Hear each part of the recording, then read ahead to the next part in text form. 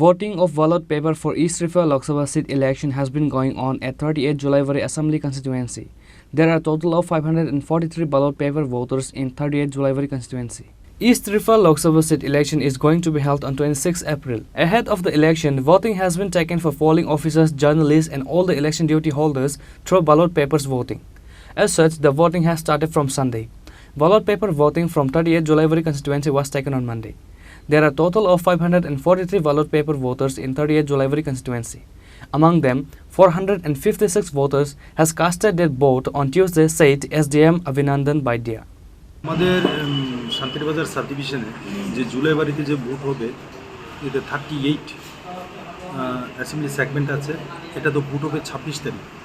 তো সেই জন্য আমাদের পোস্টাল ব্যালটে ভোট হচ্ছে, আজও হচ্ছে। টোটাল ভোটার সংখ্যা হয়েছে 543। ভোট অলরেডি দেওয়া হয়েছে 456। আজও ভোট হচ্ছে। আজ এন্ড অফ দ্য ডে আমরা টোটাল ফিগারটা বলতে পারবো। এছাড়াও আমাদের যে 60টা কেন্দ্র আছে সেখানে পুলিং বুথ, যে পুলিং স্টেশন যেগুলো আছে, তো সেখানে আমাদের অন্তিম কাজ এখানে চলছে।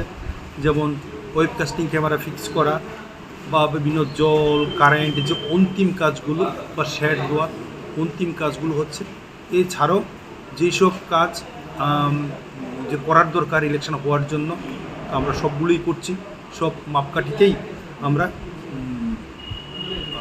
যাতে 100% হয় আমরা তাই চাইছি। আর আমরা আশা করি যে আমাদের ইলেকশন 26 তারিখ 19 তারিখ যেভাবে সুষ্ঠু হয়েছে, মানে শান্তিপূর্ণ হয়েছে, 26 তারিখও সুষ্ঠু এবং শান্তিপূর্ণ হবে।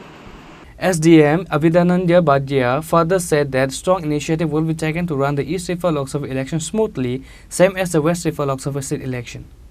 Bureau Report, Chini, Khorang.